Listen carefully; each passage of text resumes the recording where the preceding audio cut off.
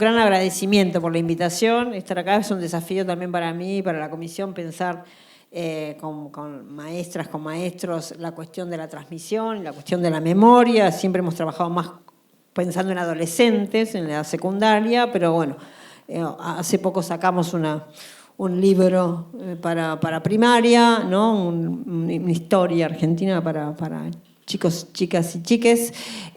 Así que hemos estado pensando algunas cosas, así que nos vino bárbaro poder compartir algunas ideas con ustedes. Siempre, en particular, yo siempre lo digo, porque con Patricia hace muchos años que nos conocemos. Yo era muy chiquita, ella también, aunque a mí en ese momento me parecía que era grande. A mí me parecía que era grande, pero yo era muy chiquita.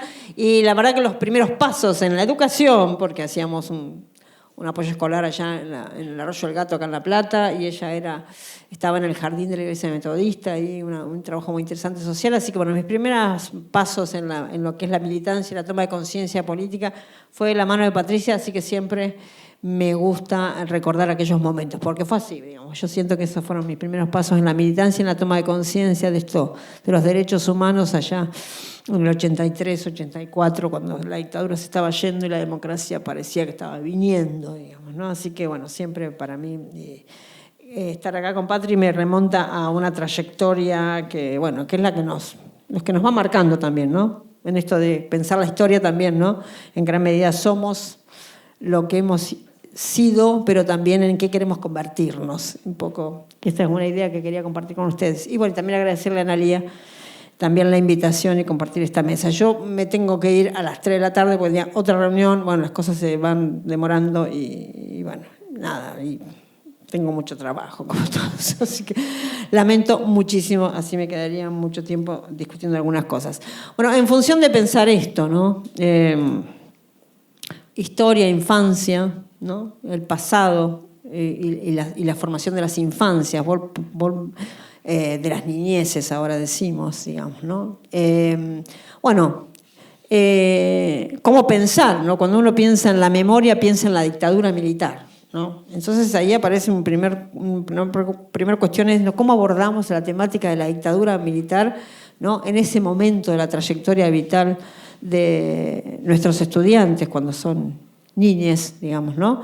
Y cómo abordamos esas temáticas. La dictadura remite al horror, la dictadura remite a la violencia, ¿no? ¿Cómo abordamos esto? ¿Cómo nos salimos de pensar la pedagogía de la memoria como pedagogía del horror, digamos? ¿Cómo podemos dar cuenta de ese pasado sin eludir hablar de lo que lo define? Porque la violencia define ese pasado, la violencia por parte del Estado es la que define ese pasado, que lo hace una experiencia límite, una experiencia extrema, que lo constituye en un pasado que no pasa, digamos, ¿no? Que está en permanente revisión, ¿no? Hay una gran discusión entre los historiadores y sociólogos si esta memoria de determinados acontecimientos está vinculado con lo que fueron los acontecimientos o con los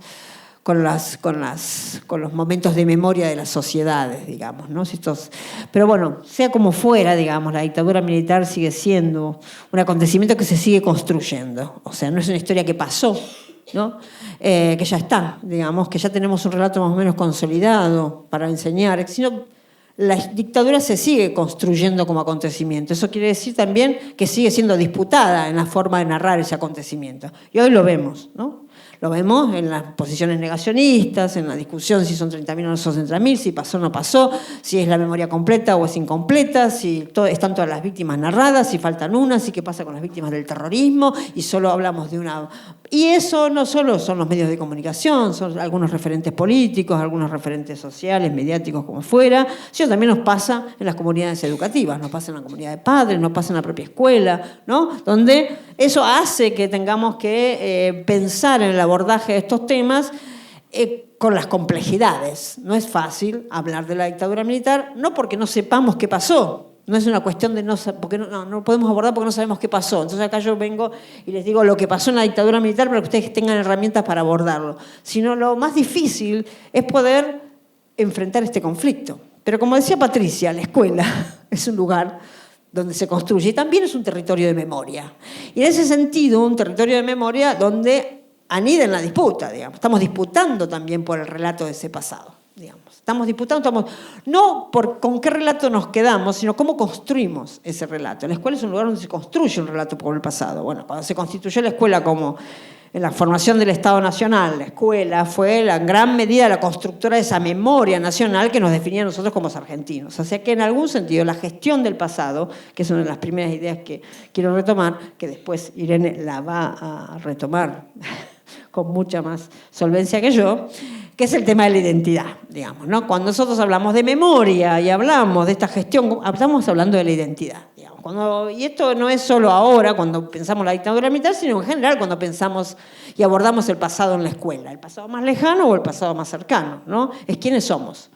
En el sentido de que lo que nos define como argentinos no solo es el territorio, no solo la bandera, el himno, sino es nuestra historia común. En gran medida una historia inventada en algún sentido, que quedó mucha gente afuera de ese relato cuando Mitre lo narró por primera vez en el siglo XIX, digamos, ¿no? Hoy estamos incorporando otros a ese relato que ponen en cuestión también al propio Estado Nacional, como son los pueblos originarios, ¿no? Que ponen en tensión a la propia configuración del Estado, digamos, ¿no? Bueno, digo que son estas complejidades. Entonces, cuando pensamos en abordar la dictadura militar en la escuela, en realidad nos tenemos que preguntar cuál es el sentido del abordaje de la historia en las niñeces, en ese periodo de la construcción de esa subjetividad, digamos, ¿no? Porque claramente en la niñez se va configurando, todos lo sabemos, los primeros trazos de esa subjetividad en términos sociales, digamos, ¿no? Porque, bueno, el primer aprendizaje es que no estamos solos, ¿no?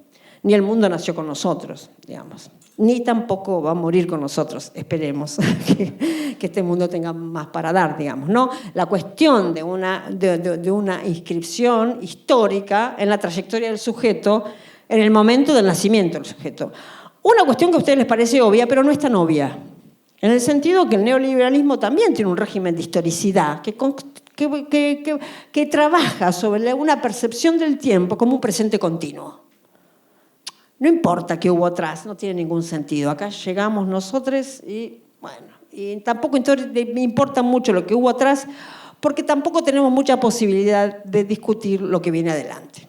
Entonces, esto es uno de los primeros desafíos centrales cuando pensamos y queremos convencer de que hay que trabajar el pasado reciente en la escuela y hay que trabajarlo también en los primeros años de la formación de la subjetividad, digamos. No como reposicionamiento de unos hechos que vamos a repetir desde el jardín de infante hasta la secundaria, y todos los años hablaremos el 24 de marzo de las mismas cosas, sino cómo trabajamos en la configuración de esta conciencia histórica, incluso estos primeros años de la formación de la subjetividad, ¿no? Porque Agamben dice algo interesante en un texto que tiene sobre infancia e historia, que precisamente en la infancia es el pasaje de la naturaleza a la cultura, digamos, a través del habla, ¿no? A través del habla, o sea, el pasaje de la naturaleza a la cultura se hace en la infancia, es la infancia. Entonces, para Agamben la infancia sigue siendo un momento central en la cultura, ¿no? en la trayectoria y también en la historia, digamos, ¿no?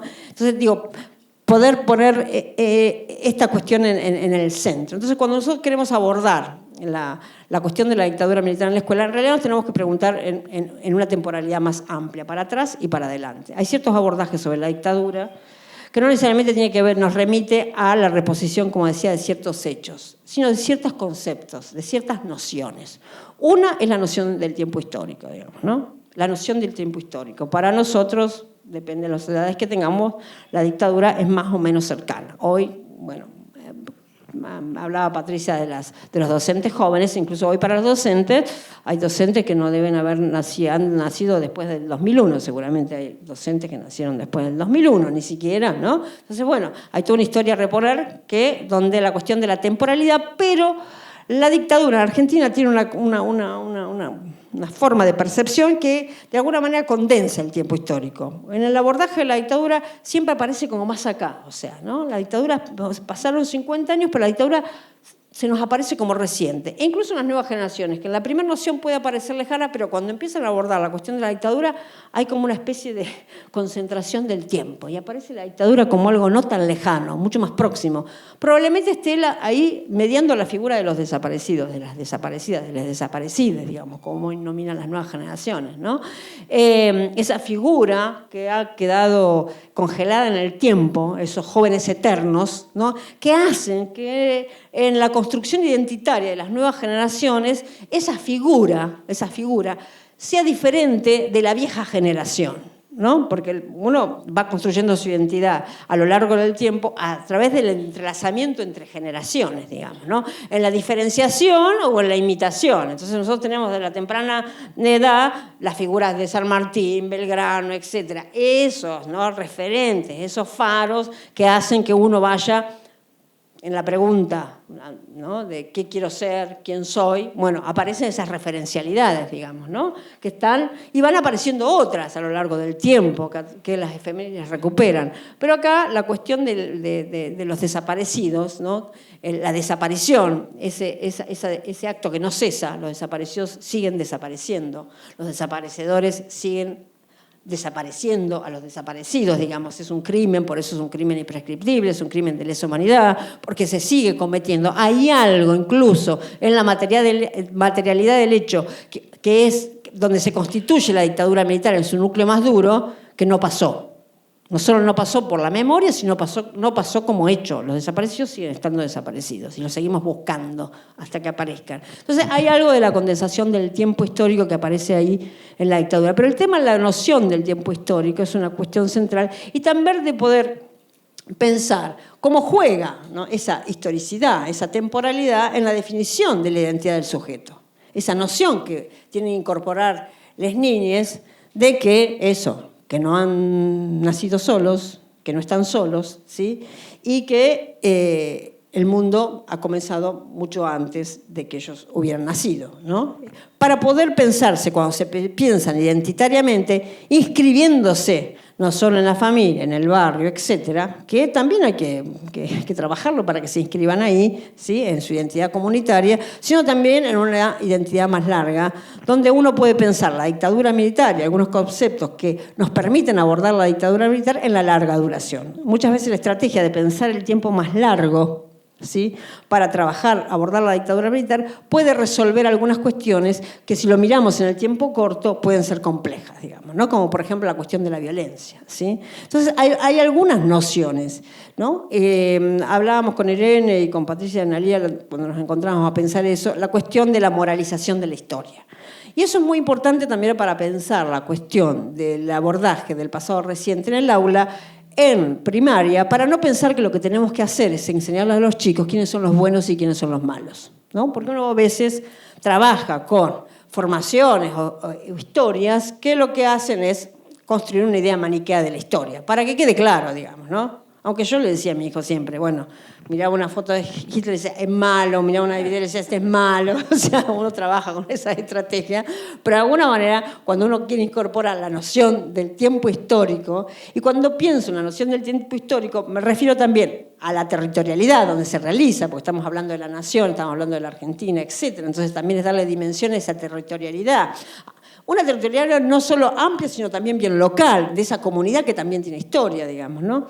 Pero también pensar el tiempo histórico en relación con la transformación de la historia. La relación con el tiempo histórico está asociada con el concepto de continuidad y con el concepto de ruptura, ¿no? La historia son continuidad, uno puede ver la continuidad, uno puede pensar algunos ejes que podemos hablar de ciertas continuidades desde la conquista española de América hasta hoy. Incluso uno puede tomar algunos ejes que plantean ciertas continuidades, así como ir marcando las fuertes rupturas que a lo largo del tiempo. Entonces, esta cuestión de cambios y continuidades, digamos, ¿no?, es uno también de los ejes para poder entender también dónde se inscribe la dictadura militar, ¿no? Entonces, por un lado, la cuestión esta de poder, la noción del tiempo histórico está ligado a la cuestión del movimiento de la historia. Y ahí en el movimiento de la historia, además del territorio, además del tiempo, además de los cambios y las continuidades, es como aparecen los actores y actoras de la historia, ¿no? Porque en la noción de la conciencia histórica, lo que yo tengo que lograr, empezar a trabajar con las niñas, es que ellos son parte de la historia. ¿Cómo son parte de la historia? Si la historia la hicieron San Martín, los Belgrano, los desaparecidos, ¿no? ¿Cómo aparece el sujeto histórico en la trama de ese relato, digamos? Entonces uno puede pensar cómo puede contar una historia que no tiene tanto nombre propio, sino que tiene más bien y se inscriben los sujetos colectivos. ¿Cómo voy construyendo esos sujetos colectivos que van dando, ¿no? Entonces aparece acá la noción del pueblo, la noción de la sociedad, la noción de la clase, la noción de los trabajadores, la noción, ¿no?, de las clases dominantes, digamos, esos conceptos que uno puede ir trabajando en relación a cómo se configura cómo se van configurando las sociedades y cómo va moviendo la sociedad, también pensando en las niñas, poder pensar la idea del poder. Es un concepto que puede ir pensándose también en la cuestión de la idea del poder, de la distribución desigual del poder, o sea, porque también hay que trabajar con todas estas ideas, digamos, ¿no?, la desigualdad. Y ahí entra también cómo podemos pensar la historia desde una perspectiva de derechos. Uno puede pensar la historia desde la conquista para acá, o desde la perspectiva de derechos, es decir, dar cuenta que la historia ha tenido movimientos de flujo y reflujo, ¿no?, donde hay momentos en que se conquistan derechos y momentos en que se pierden derechos. Uno puede pensar un relato de la historia argentina en esa relación, que ha implicado, por ejemplo, la conquista española en Argentina a partir del sometimiento de los pueblos originarios, que ha implicado después el proceso de independencia, o sea, procesos que van y vienen, digamos, ¿no? No una historia que es lineal, que es la historia más ligada con la perspectiva más moderna, ¿no?, que siempre el pasado es peor que el futuro. Hoy tenemos que problematizar también esa relación, no nos viene bien esa relación, la idea de progreso, que vamos para adelante. Bueno, vamos para adelante y vamos para atrás, pero no en la noción del tiempo, sino en la noción que nos permiten los derechos, en el movimiento que tienen las sociedades en la disputa por los bienes simbólicos, ¿no?, materiales, etcétera. Digamos, incorporar también la idea de disputa en la historia. No tenemos necesariamente que construir una historia donde la disputa está ausente en las niñas, digamos, sino que hay que plantear que incluso la cuestión de la identidad nacional y la argentina ha sido una noción en disputa. O sea, que podemos ir recorriéndola a lo largo del tiempo, ¿no?, de cómo ha sido disputada también esa noción. Los militares decían que luchaban, ¿no?, para salvar la nación. Lo decían y lo hicieron. La generación del 80 también se plantó como la construcción de la nación argentina, ¿no? Entonces, en esa disputa, la disputa entre el rosismo, la percepción, la cuestión del revisionismo histórico, bueno, todas esas cosas que pueden ser grandes discusiones historiográficas, pero a la hora de abordar estas cuestiones está bueno que ustedes como maestros las tengan en vista para poder abordar esta cuestión también, la del conflicto, ¿no? La historia es conflicto, la historia es territorio, la historia es tiempo, la historia es cambio, la historia es continuidades, y la historia también está muy ligada con la cuestión de la identidad, digamos. Formación de las niñeces en ciertas nociones de la historia, porque nos interesa cómo se va configurando la identidad de ese niño, digamos, ¿no?, que empieza a ser socializado, digamos, en la escuela, y la cuestión de la relación con otros, ¿no?, en el reconocimiento también de una identidad que no está cristalizada, que no está solidificada, porque ese es el tema, porque muchas veces uno trabaja en la escuela primaria con identidades muy cristalizadas, la bandera, el escudo, el himno, somos argentinos, los argentinos tenemos esos próceres, etcétera, etcétera, cuando en realidad, ¿no?, estamos en construcción también esa noción de argentinidad, de quiénes somos los argentinos, etcétera, digamos, ¿no? Pero hay otras identidades también que están en tensión. Bueno, las cuestiones de género nos vuelven otra vez a posicionar en términos de estas identidades dinámicas que no están ligadas con cuestiones ni biológicas, ni territoriales, ni etcétera, ¿no?, que no están cristalizadas, sino que están en permanente transformación. Y eso es algo que las niñas van atravesando, incluso, digamos, con sus propios cuerpos, digamos, ¿no?, que van modificando incluso cómo se ven, cómo se plantean. Entonces, la cuestión de la identidad ahí, esas identidades dinámicas, también puede pensarse en relación con el abordaje de la historia. Pero volviendo a la cuestión de la dictadura, digamos, de algunas nociones que me parece que, y la cuestión del maniqueísmo, nosotros en la propuesta que armamos incorporamos, siempre está esta cosa de dictadura, democracia, y nosotros le agregamos otra palabra, que no es una palabra menor, que es revolución, ¿no? Una palabra que es compleja, digamos, de poder pensar la historia, no solo de la historia argentina, no solo pensando en dictaduras y democracias, sino también en la palabra de la revolución. Algo que nosotros abordamos, casi es lo primero que abordamos con las niñas, cuando hablamos del 25 de mayo, del 9 de julio. Bueno, estamos hablando de la revolución. Después no podemos hablar más de revolución. Es como que No pasó, no. Y bueno, y sí, o sea, y la revolución, la democracia y la dictadura, esa triada, no pensarla en términos binarios nada más, nos permite pensar cómo se transforman las sociedades. Poder pensar cuáles son las formas de transformación de esas sociedades. Nosotros tenemos, puede ser a través de una revolución, como lo fue, puede ser a través de una dictadura, como también fue, porque la dictadura también genera una fuerte transformación, ¿no? O puede ser a través de la democracia. Pero no suponer ni naturalizar que sí, desde el origen de los tiempos, acá hubo democracia, y naturalizar la democracia, sino poder pensar la democracia como una construcción situada, digamos. Esta democracia, que nació de esa dictadura, digamos, ¿no? Y que tiene los problemas que también que tiene. O sea, tenemos que tener una mirada también crítica y abierta sobre la democracia y pensar a la democracia como una construcción. En la medida que nosotros complejicemos el relato de la historia, va a ser más fácil que trabajemos sobre la historia, porque no estamos hablando de un relato cerrado. No tenemos que preguntarnos qué le cuento a las niñas, sino para qué les voy contando determinadas cuestiones a las niñas. ¿Cuáles son las nociones que quiero que las niñas vayan incorporando a lo largo del proceso pedagógico, digamos? Y si me centro en los conceptos, en las ideas, y no en los hechos, digamos, ¿no?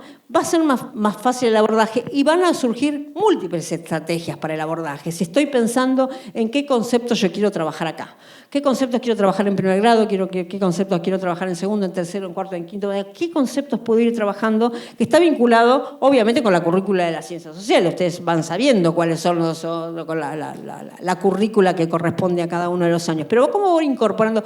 No disociar, la dictadura militar no puede estar disociada de la enseñanza de las ciencias sociales o de la historia en general en la primaria, digamos, porque muchas veces prima la efemérides. Entonces hablo el 24 de marzo y después, qué sé yo, veo qué puedo decir el 24 de marzo o a veces el 22 de octubre cuando aparece la cuestión de la identidad, pero, digamos, cómo la escribo, cómo voy pudiendo hablar de la dictadura militar en distintos momentos en el aula, en función de los conceptos que voy desarrollando, digamos, que están vinculados con cómo se va definiendo la enseñanza de las ciencias sociales y el currículum de ciencias sociales en los distintos niveles en la escuela primaria. Entonces, bueno, nada, por ahí complejizar algunas cuestiones de estas, digamos. No se trata de cómo abordamos la dictadura militar, sino cómo abordamos el tiempo histórico. Nosotros los historiadores ahora estamos hablando más que somos estudiosos del tiempo histórico y no tanto del pasado.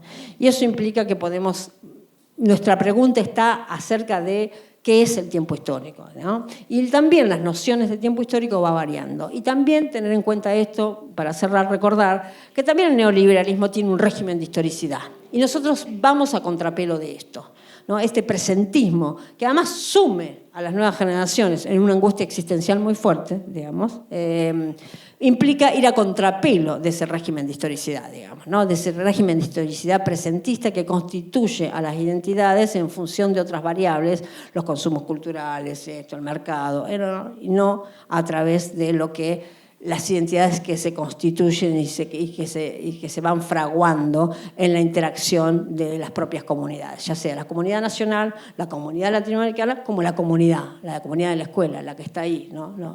La que constituye en lo más próximo, y también, por supuesto, la de las familias. Así que nada, como para plantear algunas preguntas, algunas posibilidades de abordaje acerca de esto que siempre, bueno, ¿y qué hacemos? ¿Cómo abordamos la dictadura militar en la escuela? Bueno, podemos desplazar ese asunto para pensar para qué tenemos que abordar este pasado, ¿no? No solo como mandato, como deber, sino como una cuestión central en la formación de las subjetividades de nuestras niñas y niñas.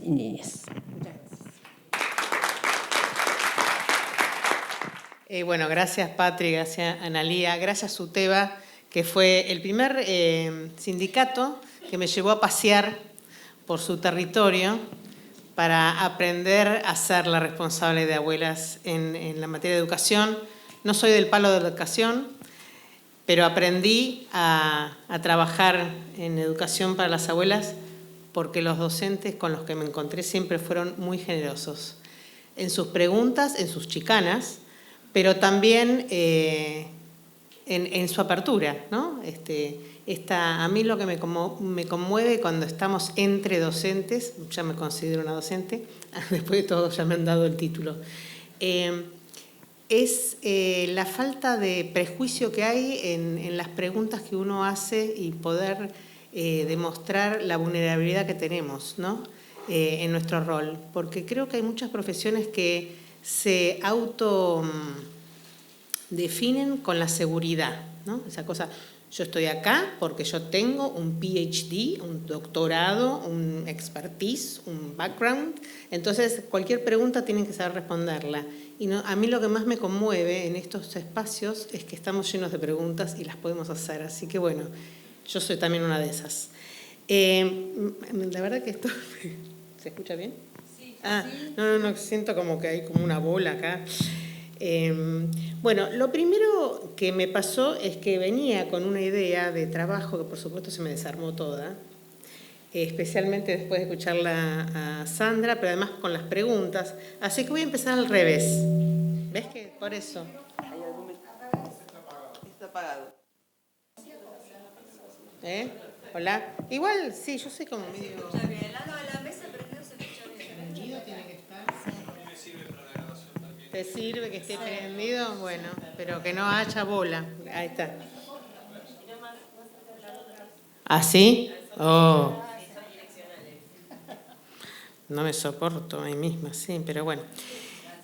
No, fui anotando varias cosas, o sea que lo primero que voy a hacer es ver de todo esto que anoté si recuerdo a qué me refería, porque la típica, ¿no? Uno en ese momento anota, sabe perfectamente de qué estábamos hablando, y en 1 minuto y medio ahora no sé ni qué escribí.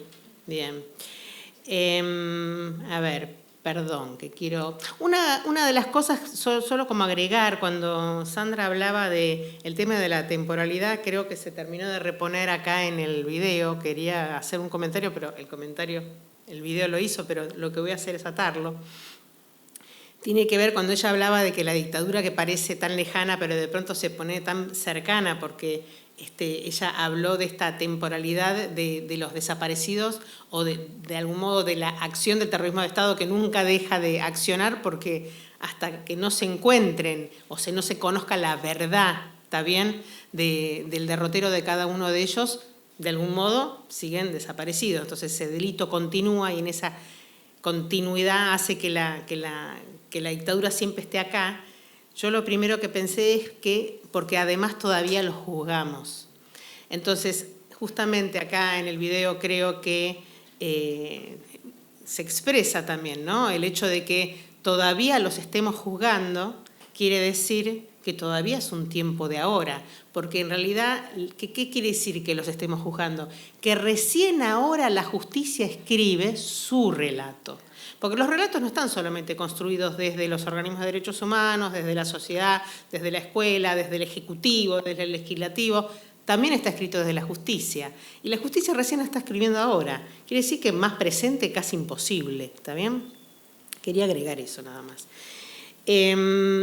Después la otra cuestión que pensaba cuando hablaba también, no sé si lo hablábamos antes de empezar o que también aportó, perdón que se me disparan las palabras, las ideas, que hablaban de cómo todo la dictadura y cómo relatamos la dictadura construye identidad. Creo que en realidad una de las cuestiones que no dejan de estar a lo largo de toda nuestra historia y previa, ¿no? Ni siquiera hablo solamente de nuestra historia como Argentina, sino nuestra historia como humanidad, es que la construcción de la identidad está necesariamente, aparentemente, necesariamente asignada a la construcción de un enemigo. O sea, yo soy en tanto no soy ese otro, ¿está bien? Pero ese otro desde un lugar de violencia, ¿está bien? Hablo de la historia en general. Entonces, tal vez justamente parte de nuestro desafío es ver cómo construir nuestra identidad, que no está mal decir nosotros somos porque no somos también el otro, pero reconvertir esa violencia en otra cosa. No tengo la receta, es una pregunta que me hice hoy cuando estaba escuchando, ¿no?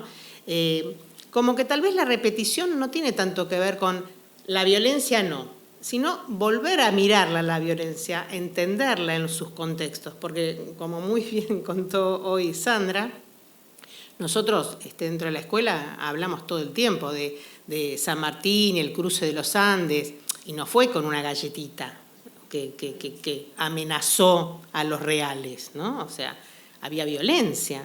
Lo que pasa es que esta violencia está totalmente legitimada por la historia y por nuestro relato, porque es la violencia que nos hizo la identidad de este lado y los enemigos del otro, ¿está bien? Y ahí ese blanco y negro queda totalmente definido, entonces nosotros somos los que usamos bien la violencia, ¿está? Ahora, la pregunta siempre es, después se empieza a ser difuso, ¿quiénes somos nosotros que vamos a usar la violencia bien y quiénes son ellos que van a usar la violencia mal? Con lo cual yo estoy totalmente de acuerdo con lo que plantea Sandra, de que no es que no hay que hablar de la violencia, hay que volver a hablar de la violencia, pero para entender quién la va a detentar legítimamente, quién nosotros vamos a definir que en democracia la va a detentar legítimamente, qué significa que la detente legítimamente y cuál es el límite que vamos a poner nosotros para decir que a partir de ahora eso ya no es legítimo, ¿está bien? Bueno, nada, son preguntas, no te estoy trayendo respuestas, compañera, más bien son todas preguntas. No te preocupes, yo también vengo del palo. Yo en realidad vengo más bien del palo de las artes visuales, así que te entiendo.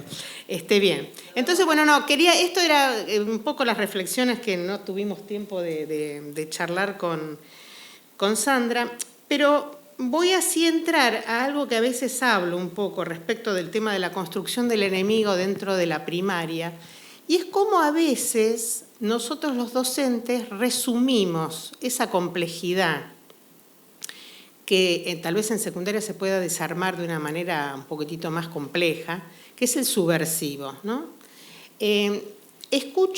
Nosotros escuchamos muchas veces, que los chicos explican la dictadura porque los que fueron secuestrados pensaban distinto, ¿no?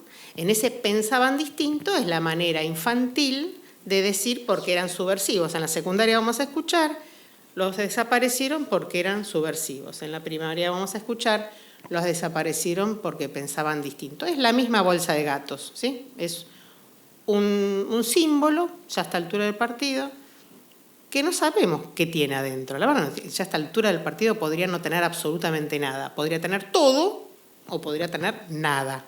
Todo depende cuál es el sentido que le damos, ¿no? Entonces, la pregunta es, ¿esos chicos contestan eso porque se les ocurrió?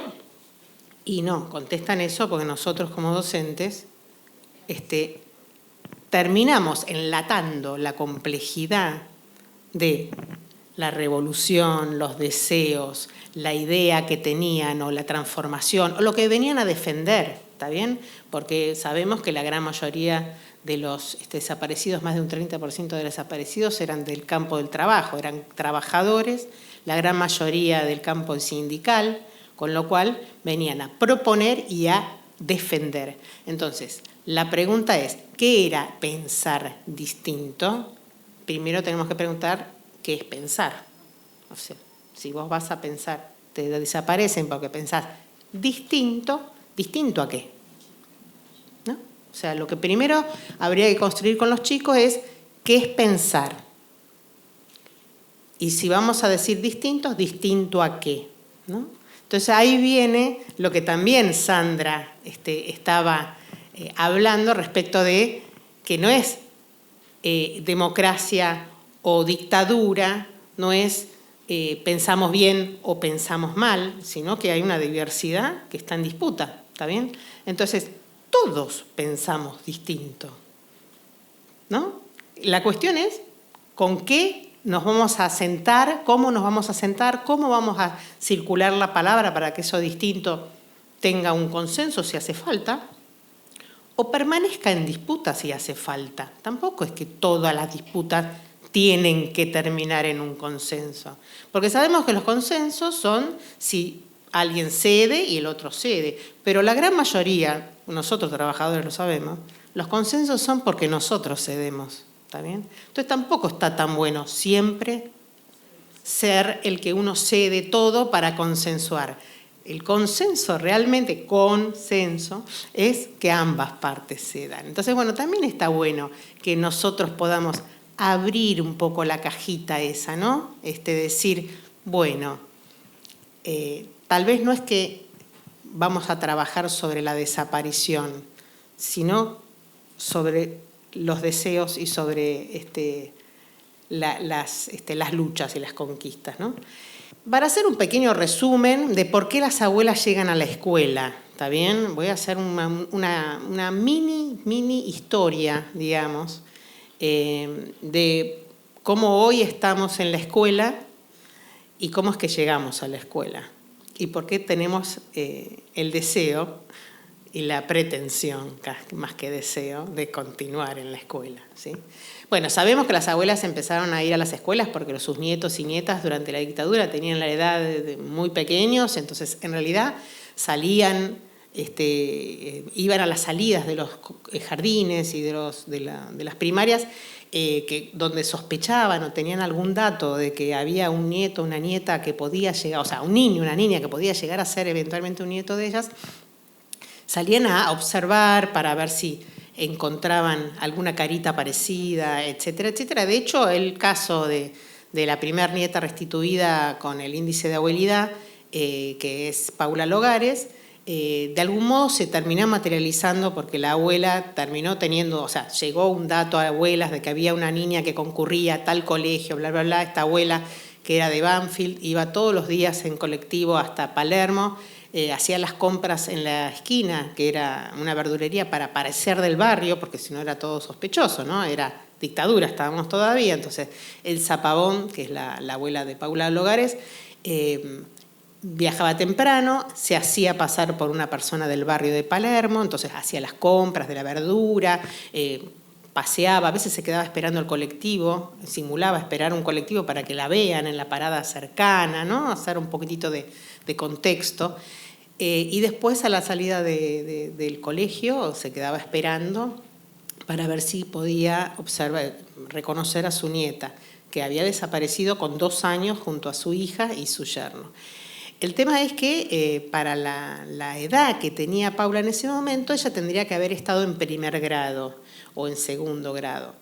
Entonces, claro, ella se paraba y estaba buscando todo el tiempo los guardapolvos blancos, ¿no? Hasta que un día, en realidad, se topó con una filita de jardín infantes que estaba entrando al transporte y ahí la descubrió. Porque resulta que la habían anotado como hija propia de un matrimonio ligado a las Fuerzas Armadas como 2 años menor. O sea, ella la anotaron como recién nacida cuando tenía 2 años. El tema es que Paula, con su trauma, cumplió con los requisitos de ser apropiada, o sea, el requisito de la apropiación siempre tiene la parte de los apropiadores ejercen lo que llamamos voluntad de poder.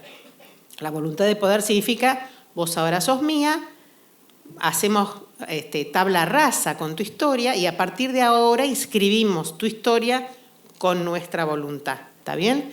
¿Por qué poder? Porque obviamente un niño no tiene más que la necesidad del adulto, va a creer en toda la mentira del adulto, se siente totalmente indefenso, entonces el poder que tiene, en este caso los apropiadores, es ejercer su voluntad.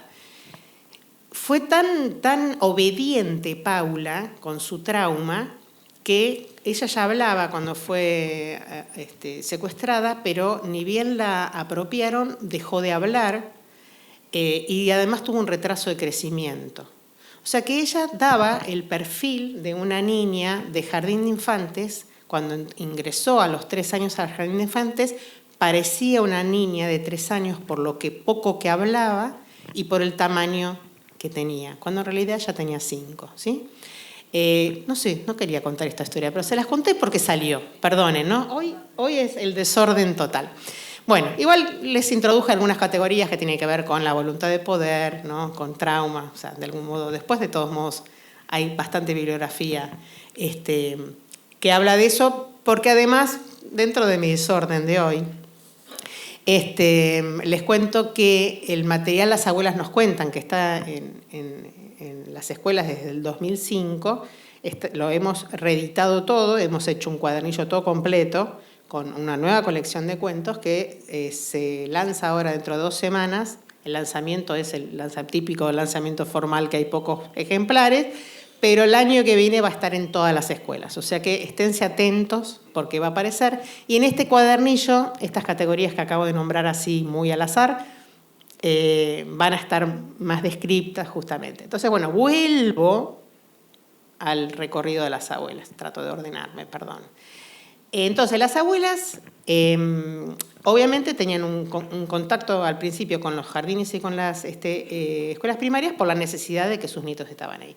A medida que fue avanzando el tiempo y la democracia también ya las empezó, las encontró a ellas yendo a las escuelas contando la historia. En realidad, donde ellas iban era efectivamente donde había nietos restituidos o donde podía haber nietos para encontrar. Porque, bueno, yo digo, esa era la etapa de la atracción a sangre, ¿no? Eran ellas que iban, o sea, imagínense que no había la posibilidad.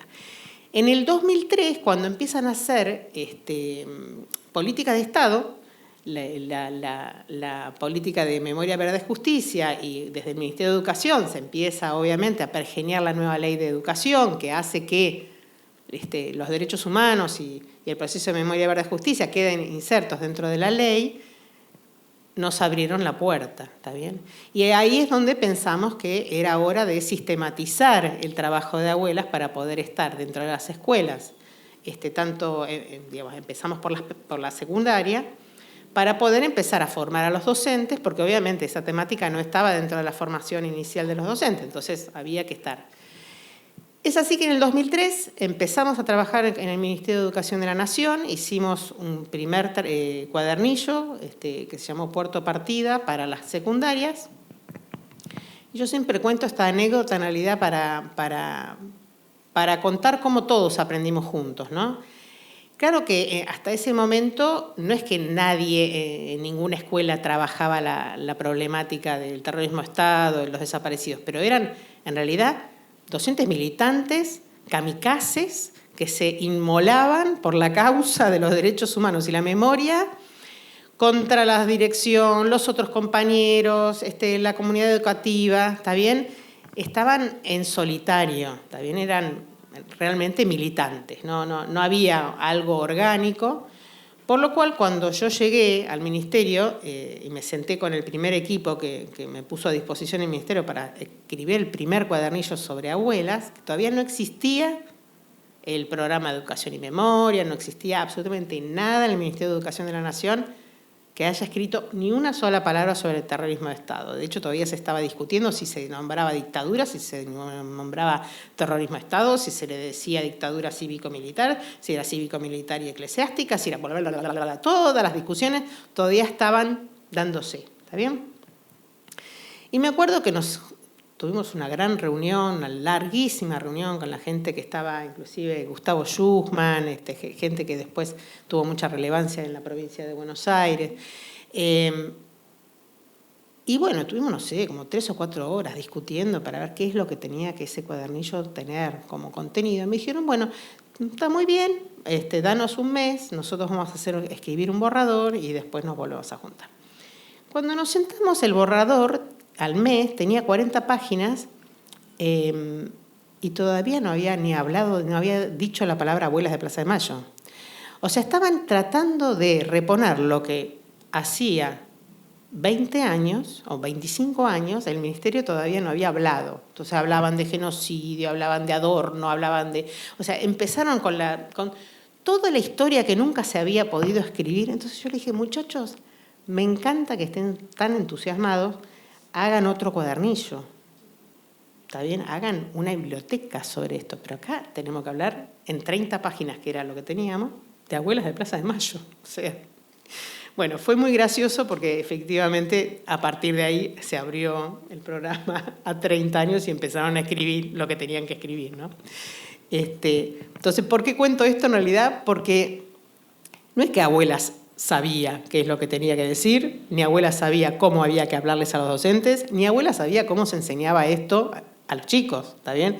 Es una construcción que, por un lado, puede decir uno, bueno, sí, ya tiene casi 20 años, pero también, por otro lado, es más joven, es recontra joven, ¿no? Todavía lo estamos escribiendo. Entonces, lo que pasó fue que, bueno, este material se escribió, por supuesto, ¿cuál era el objetivo? El objetivo era contar que las abuelas existían, porque la verdad de la milanesa es que todavía, cuando yo iba a escuelas a dar charlas, una de las primeras preguntas que me hacían era por qué abuela se había peleado con madres. Porque era como sumo, ¿no? Pensaban que era divididos y las pelotas, ¿no? Que había dos porque habían sido otra cosa que se habían peleado, como que todavía no estaba instalado la doble tarea, ¿no? Las madres que buscan a sus hijos y abuelas que buscan, que también son madres, por supuesto, que buscan a sus hijos y además a sus nietos, ¿no? Entonces, bueno, el desconocimiento era tal que lo primero que había que contar era quiénes eran las abuelas, qué hacían las abuelas, y que además la dictadura no solamente había desaparecido a adultas, sino que también había desaparecido a niños y a niñas, ¿no? Esa fue la primera tarea. Entonces lo que empezó a pasar es que empezamos a recibir en abuelas, que todavía había pocos mails, ¿no? Todavía el mail era relativamente incipiente, había un mail o dos mails, ¿no? Y abuelas recibía mails y todos los días me llamaban por teléfono. Che, acá hay un mail para vos de una docente, acá hay un mail para vos por una docente, acá, bueno, está bien, me abro una cuenta de mail, listo. Ok, abrí la cuenta de mail educacion@abuelas.org.ar. Esto fue más o menos para el 2004. Y se acerca marzo del 2005, donde ya teníamos la ley de educación, donde estaban la efeméride del 24, había que hacer la reflexión. Y empiezo a recibir mails de docentes. Y todos los mails decían lo mismo. Yo, no vuelvo a insistir, no era del palo, o sea que yo no venía de ser maestra de primaria, por lo cual no tenía demasiada idea qué es lo que las maestras y los maestros iban a requerir, digamos. Y eran todos de primaria. Recibí como 30, que para esa época era un montón, ¿está bien? O sea, 30 mails de docentes de primaria y todos me pedían lo mismo. Decían, ¿no tenés un cuento para que podamos trabajar la dictadura? ¿No tenés un cuento para que podamos...? ¿No tenés un cuento? Y yo digo, se ve que la cuestión viene por el lado de los cuentos. Bueno, entonces fui al ministerio y dije, señores y señoras, los docentes de primaria me están pidiendo cuentos. O sea, hagamos algo con esto. Bueno, obviamente ahí se dio otra gran discusión a la cual asistí sin poder emitir sonido, pero de la cual aprendí muchísimo, que es una discusión que ustedes deben también tener totalmente conocida, que tiene que ver con la literatura utilitaria o la literatura como arte, como objeto cultural. Bueno, dardos va, dardos viene, sociales contra lengua y literatura, y yo en el medio iba viendo, teníamos reuniones y bueno, no avanzaba nada. Bueno, un día, no sé si se pusieron de acuerdo o no, pero terminamos pudiendo acordar de hacer el material Las abuelas nos cuentan, que probablemente ustedes lo conocen. La selección de cuentos justamente ganó, en cierto sentido, el ala de la literatura como objeto cultural, porque los cuentos no fueron seleccionados con una mirada utilitaria, sino que lo que hicieron, me dieron a mí 10 libros de antologías de cuentos infantiles, así, del mundo, digamos, más, del mundo no, argentinos. Y bueno, se los llevé a las abuelas, que en ese momento eran varias, había ya las reuniones de comisión, había como 10 abuelas todas en las reuniones, hoy lamentablemente hay una o dos. Bueno, entonces dije, ¿quién quiere leer? Se anotaron 5 abuelas, di 2 antologías a cada una, se las llevaron a su casa y al mes tenían que venir con la selección de los cuentos que más les habían gustado. O sea, la consigna es, elegí el cuento que más te gustó o que te hubiera gustado leer a tu nieto o tu nieta si hubiera estado contigo durante su infancia, ¿no? Bueno, obviamente la cantidad de cuentos que seleccionaron fueron más que lo que la colección permitía, que iban a ser 6, pero también el tema de los derechos fue quedando, o sea, no tengo derecho, porque una de las grandes ausentes fue Graciela Montes, porque no conseguimos los derechos, no por ella, sino por la editorial que la editaba. Bueno, quedaron algunos cuentos, terminaron siendo 6 cuentos, ¿sí? Bien, que no estaban ligados a la identidad. Pero lo más increíble es que, como estaban dentro de la colección de las abuelas de Plaza de Mayo, uno los leía y los leía con perspectiva de identidad. O sea, es increíble, ¿no? Como cada uno de los cuentos podría pensarse hoy que fue seleccionado porque habla de la identidad. Con lo cual, la pelea entre los utilitarios y los no utilitarios no sé en qué estaría hoy, porque creo que nosotros en la escuela, el uso que le terminamos dando, no sé si fue el deseado por ese grupo.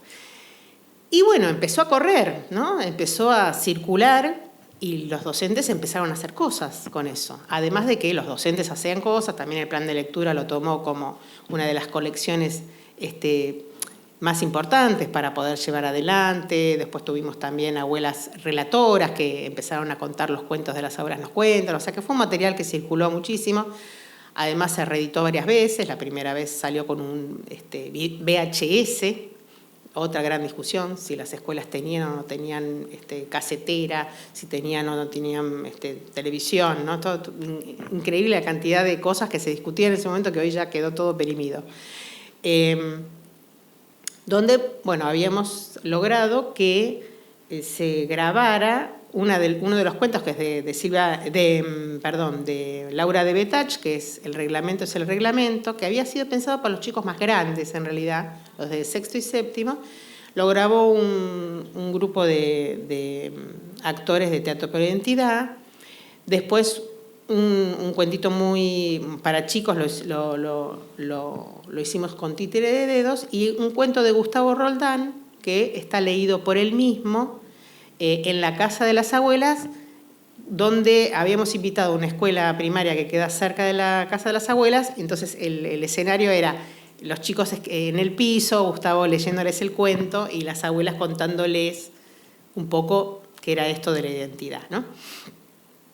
Eso fue en VHS, después estuvo en CD, después estuvo en DVD, después está hoy en día en digital. Eso después les voy a dejar acá para que vean dónde pueden acceder por la colección anterior, aunque ahora les dije que hay una nueva, esa persiste, obviamente, y la idea es que vuelvan a darle luz nuevamente con la nueva.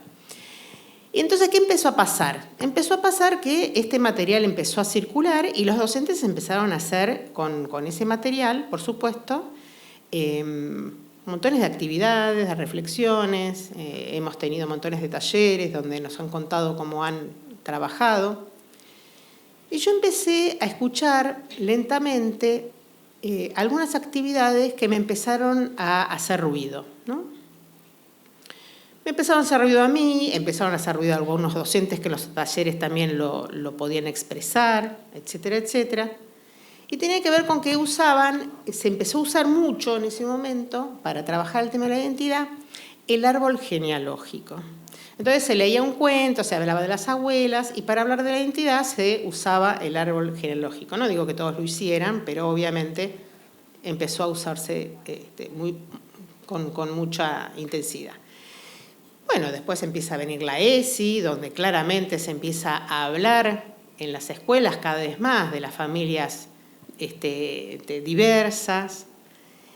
Y entonces ya empezaba a hacer ruido el hecho de que el árbol genealógico estuviera aduciendo a una familia normalizada, que estaba totalmente en contra de lo que desde el punto de vista ideológico y conceptual las abuelas queríamos transmitir, y de lo que además la ESI venía también a proponer, y la propia sociedad con las leyes de matrimonio igualitario como paradigma. Obviamente no es eso solamente, sino que es el emergente de una diversidad cada vez más creciente, por lo cual empezamos a darnos cuenta que teníamos que hacer, de algún modo, un trabajo contracultural, ¿no? O sea, con nuestro propio material. Me explico, ¿no?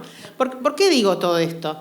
Porque una de las preocupaciones que yo tengo, más allá de que ustedes también tienen la misma preocupación, que la compañera acá también la acaba de decir, cuando habla del símbolo de la bandera y habla de la diversidad y de la hegemonía y etcétera, cómo está construida la escuela argentina, una de las cosas que a veces pasa es que los símbolos que han sido obviamente forjados a fuerza de lucha, que son los símbolos de los derechos humanos, no corran la misma suerte, número uno.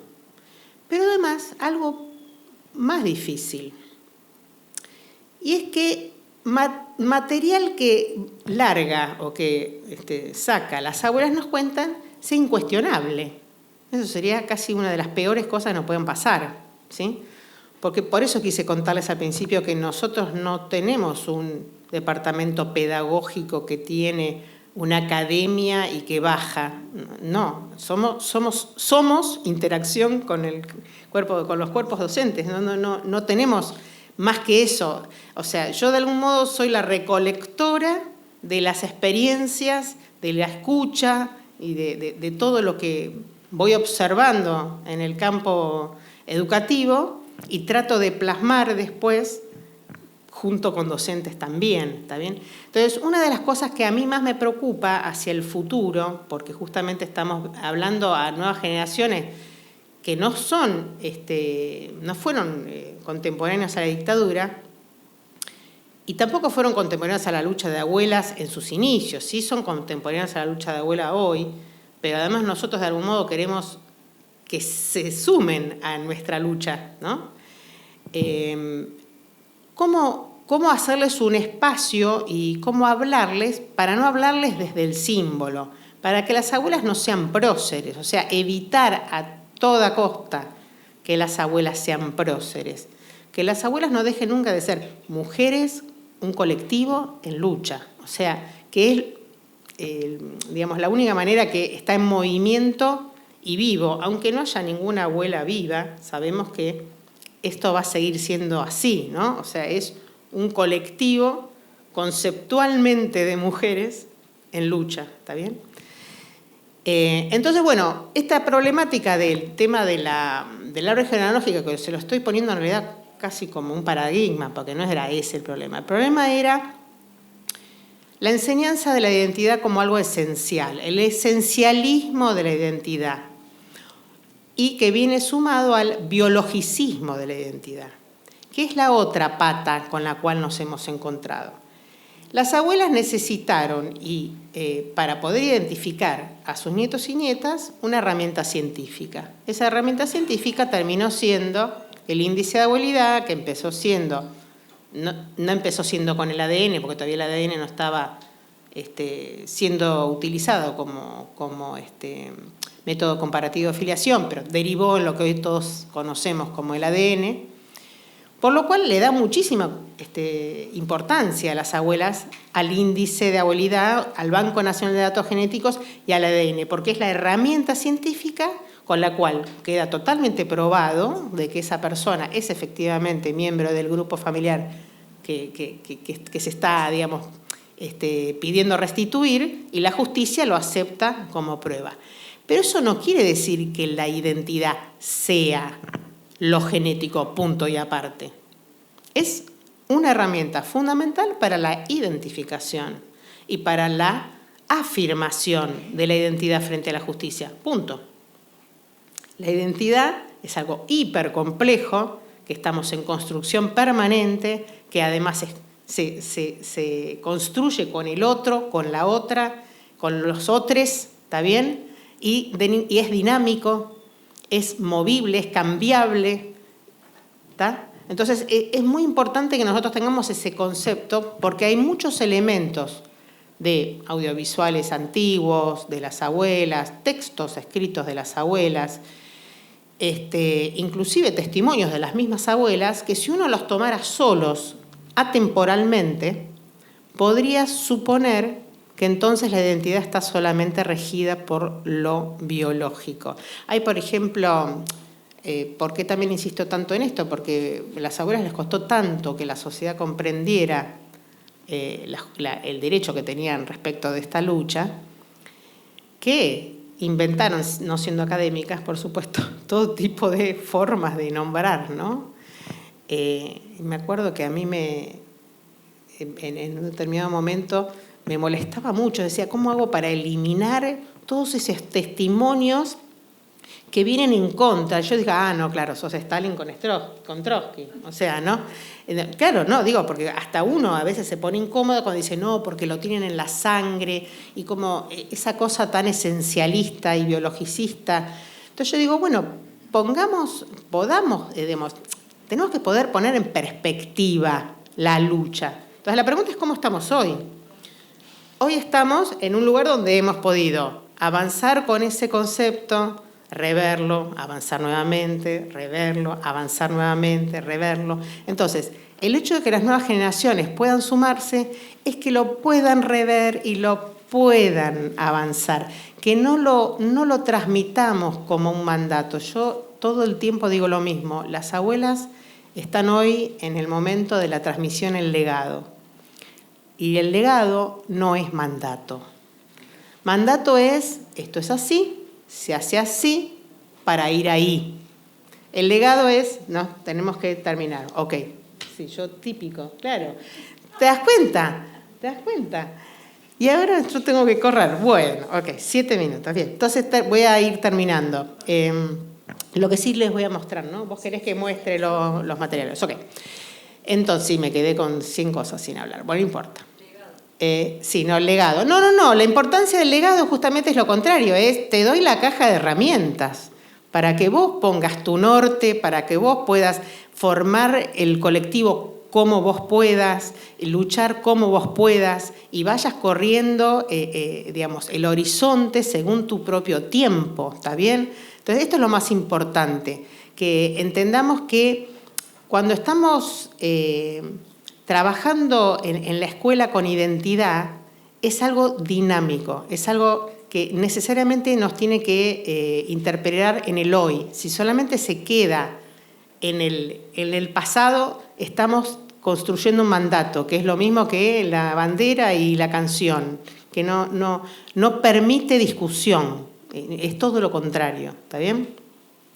Entonces, lo que sí, obviamente, se contextualiza o se historiza es que las abuelas fueron las que vieron la necesidad de que la identidad sea un derecho.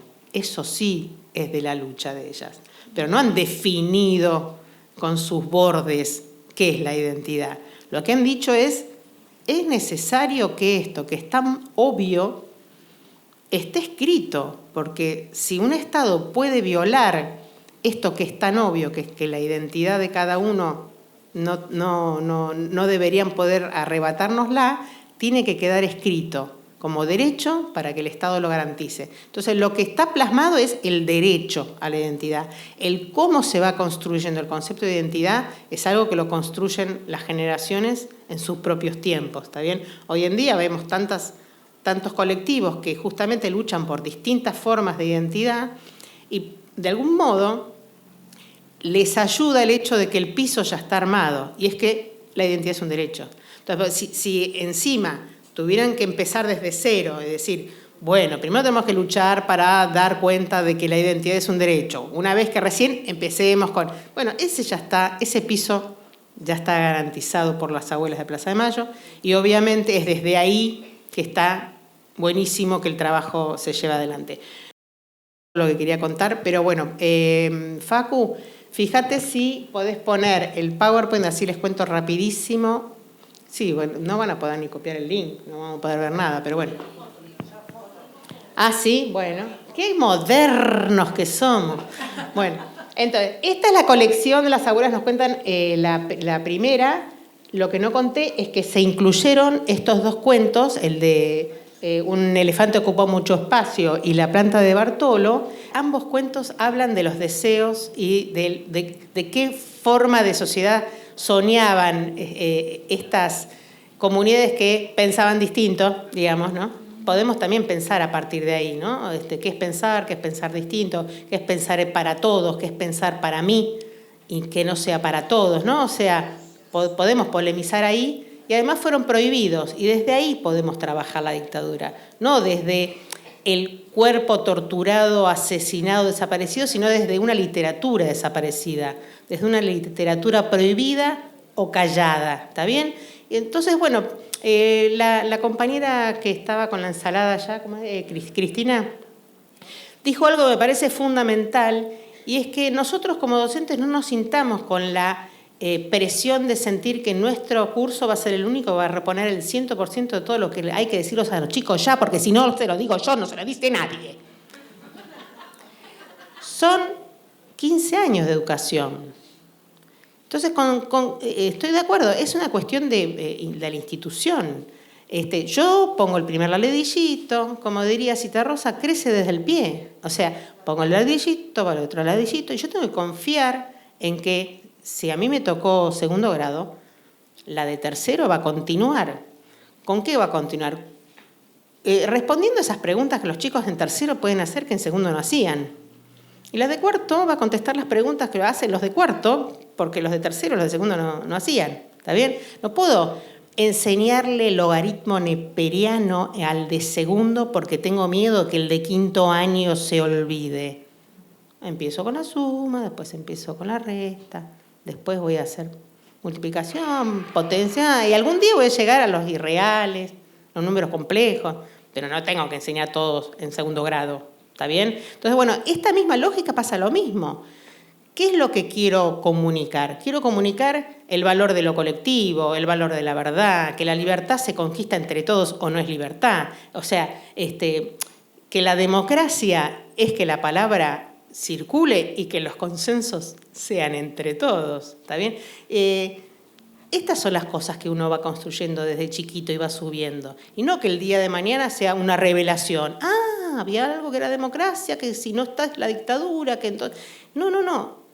No, ningún niño se tiene que sorprender el día que entienda cierta complejidad porque antes no se lo contaron nada, sino que porque ese día... Ahora voy a contar una pequeña anécdota, ya me debe faltar 1 minuto y medio, pero bueno, no importa. Una anécdota, justo ayer... Bien. Ayer justo Claudia Poblete, que es una nieta restituida de las abuelas, que, bueno, ella conoció su verdadera identidad cuando todavía no era madre. Se cuenta que a Guadalupe, su primer hija, alguien le preguntó en qué momento le contaste. Entonces dice, en realidad ella lo supo siempre, porque no es que nosotros decidimos que un día iba a saber. Nosotros vivíamos con ellas como que mi mamá y mi papá, o sea, los de Claudia, ¿no? Los abuelos de ella, no estaban y, bueno, y los nombrábamos, etc. Y ella conocía de niña los apropiadores en pocas oportunidades, o sea, como que muy poquito, ¿no? Las había conocido. Entonces, lo que cuenta Claudia es que en ningún momento se lo dio por sentarle y decirle esto es así, porque es como que era parte de su historia. Pero que ella se dio cuenta que un día Guadalupe entendió, porque habían ido a la plaza y bueno, no, estaban jugando y la macaba, no sé qué, no sé cuánto, y de pronto la mira y le dice, Ma, ¿a vos quién te llevaba a la plaza? Tal y tal y tal y tal, que eran los apropiadores. Ah, claro, vos ibas a la plaza con tu no mamá y con tu no papá. ¿No? O sea, entonces la cuestión tiene que ver con eso. La pregunta es, ¿a qué edad yo se lo iba a contar? ¿A los 10 y que de pronto se le revele un secreto hacia atrás? Y justamente no. Lo que nosotros hacemos es, todo el tiempo estamos con todo al nivel de los chicos. No es que lo que no pueden comprender no se los cuento y si no hay más preguntas sigo adelante, pero no que le cuento que torturaban, porque eso no hace al hecho de lo que le estás queriendo contar. Le estás queriendo contar que nosotros, nuestra sociedad, digamos, hay cierta libertad, que se decide las cosas de determinada manera y de pronto puede que algún día no pase eso, ¿está bien? Para hacer la diferencia entre democracia y dictadura. Pero en el cuento, por ejemplo, un elefante ocupa mucho espacio, va a aparecer la revolución como deseo de una organización distinta o mejor, ¿está bien? O sea, trabajar la dictadura no es necesariamente el detalle, ¿sí? O sea, esto me parece súper importante. Y que esté siempre, no la dictadura, sino la democracia, los derechos, ¿está bien? Bien. Bueno, ya voy terminando, Patri. Ya esto lo pusieron, bueno, si van ahí adentro, entonces ahí van a tener los libros de la colección nueva, vieja. Este es el de la colección nueva.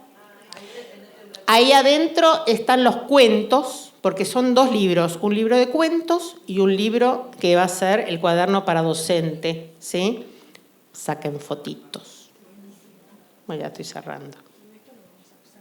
Obvio, el año que viene vamos a tener 150 seminarios para trabajar juntos la nueva colección.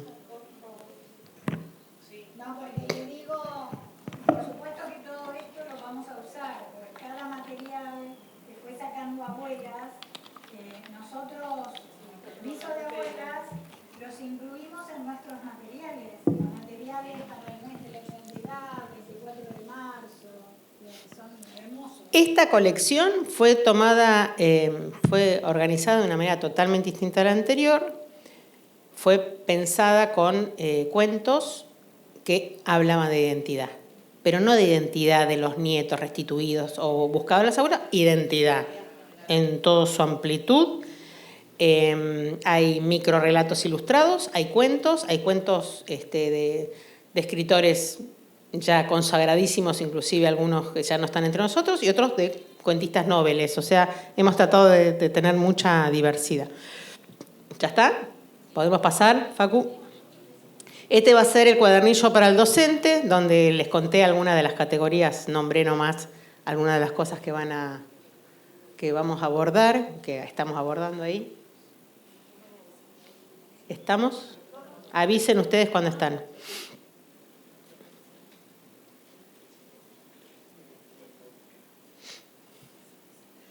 ¿Listo?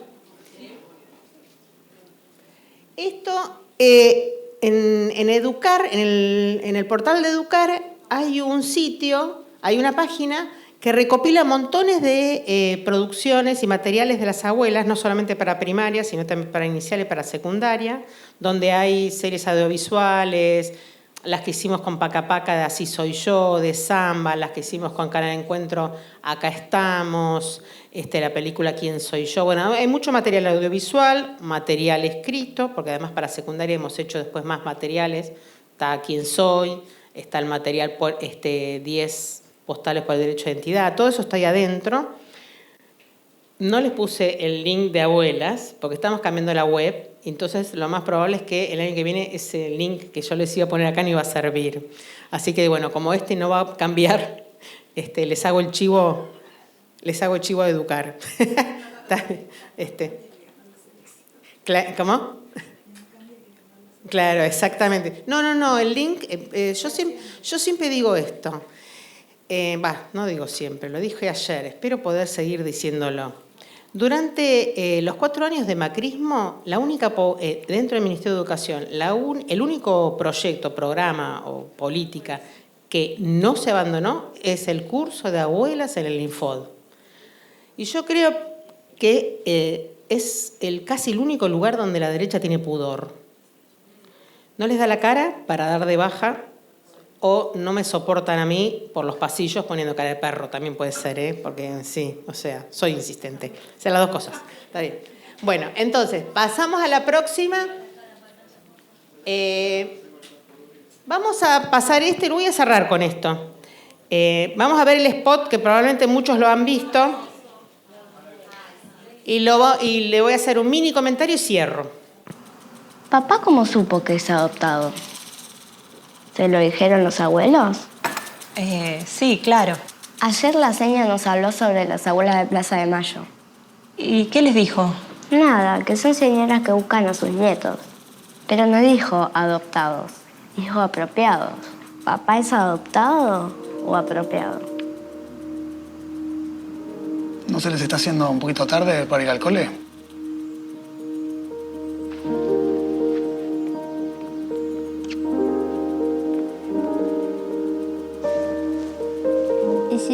esas abuelas te está buscando, ¿no te gustaría conocerla? Vamos que llegamos tarde.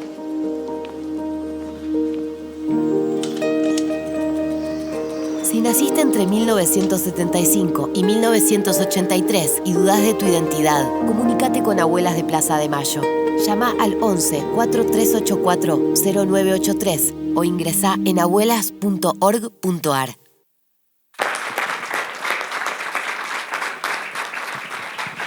Bueno, con esto voy cerrando. Voy a hacer un pequeño comentario sobre el spot, unos cuantos puntitos. El primer punto es que obviamente los nietos y nietas que estamos buscando tienen alrededor de 44 años, tienen hijos en jardín, en primaria, en secundaria, por lo cual nosotros ya hace años, desde Paca Paca en adelante, les venimos hablando a ellos. Sabemos que cuando hay un televisor, o la gran mayoría de las veces que hay un televisor, hay un adulto dando vueltas. Así que por elevación le pensábamos estar hablando a ese adulto. Pero hoy no solamente le hablamos a ese adulto, sino que le hablamos directamente al niño y a la niña, porque sabemos que los niños tienen la impunidad de hacer las preguntas que otros no se animan a hacerle a ese nieto, esa nieta, como esta pregunta que está haciendo esta chica, esta niña. Le pregunta eso que tal vez la mujer no le puede preguntar, un amigo no le puede preguntar, que el primo no le puede preguntar. Y la verdad es que están llegando a abuelas, eso es cierto, o sea, no solamente es una expresión de deseo, sino que están llegando cada vez más personas para preguntar consultas sobre su identidad que cuentan que fueron empujados por sus propios hijos. Por lo cual este spot obviamente da cuenta de eso, ¿no? De que la nueva generación tiene menos lastres, menos miedos, se sabe a sí mismo con derechos, y eso también es de la escuela, no es solamente de la sociedad en general. Y por otro lado, y con esto cierro, esto ocurre y esta niña puede decir eso, que su seño le dijo lo que le dijo, porque la escuela argentina, y esto se los debo a todos ustedes y sus compañeros y compañeras, ha tomado la causa de abuelas desde un inicio con un amor enorme. Entonces todas las capacitaciones que hacemos en realidad no es para que lo tomen, sino para que sepan más cómo tomarlo, para que se animen más a eso que de entrada nos abrazaron, fue de las comunidades que de entrada fueron, digamos, las abuelas se han sentido abrazadas y cada vez más necesitan que ustedes tomen el legado y no el mandato de continuar con este espacio. Así que con esto cierro con un agradecimiento eterno, gracias totales por la labor que hacen con nuestros niños y con la que van a seguir haciendo.